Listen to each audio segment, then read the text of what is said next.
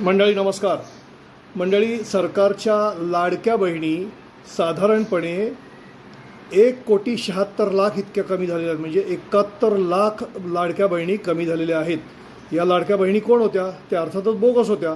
आणि त्यामुळे आत्ता जी ई-KYC म्हणजे ई-KYCचा अर्थ असा आहे की ऑनलाईन पद्धतीने ओळख पटवण्याचं काम जे सुरू होतं गेले काही महिने, त्या सगळ्या प्रक्रियेमध्ये 71,00,000 लाडक्या बोगस बहिणी सरकारचा लाभ घेत असल्याचं जवळपास सिद्ध झालेलं आहे.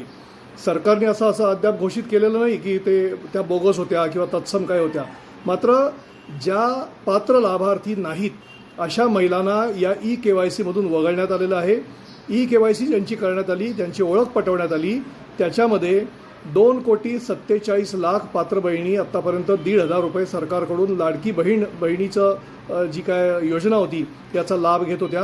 आत्ताच्या घडीला ही संख्या वगळून म्हणजे 71,00,000 संख्या वगळून म्हणजे बहिणी वगळून आता संख्या ती पोचली आहे ती 1,76,00,000वरती.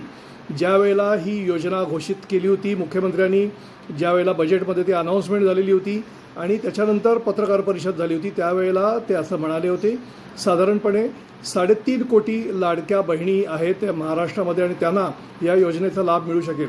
प्रत्यक्षामध्ये ज्या वेळेला नोंदणी झाली त्यावेळेला ते 2,47,00,000 आसपास होती आणि त्याच्यामुळे 46,000 कोटींचा जो फटका आहे हा सरकारी तिजोरीवरती बसत होता. फटका अशासाठी की नाहीतरी ही मोफतच आहे ना, म्हणजे केवळ कोणाला तरी फायदा व्हावा या दृष्टीने केलेली ही योजना आहे. कुठल्याही गोष्टी ज्या आहेत त्या ज्या मोफत असतात त्या तितक्याशा स्वागतार्ह नसतात, अर्थव्यवस्थेला धोकादायक असतात.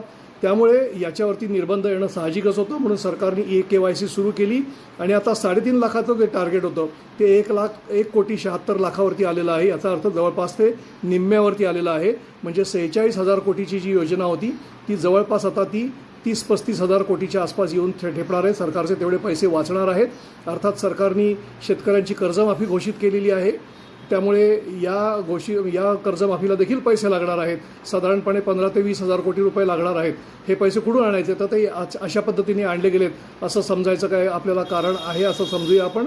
मात्र यातून प्रश्न निर्माण असा होतो की आत्तापर्यंत ज्या बोगस लोकांनी म्हणजे 65 वर्षाच्या वरती सरकारी नोकरी असलेल्या आणि ज्यांना आयकर भरतात अशा पद्धतीच्या बोगस लोकांनी, काही पुरुषांनी देखील लाभ घेतलेला आहे.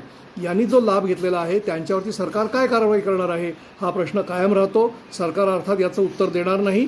नव्याने त्यांना लाभ मिळणार नाही. मात्र बोगस लाभ लाटला त्यांना मात्र या गोष्टीचा फायदा झालेला आपल्याला पाहायला मिळतो आहे.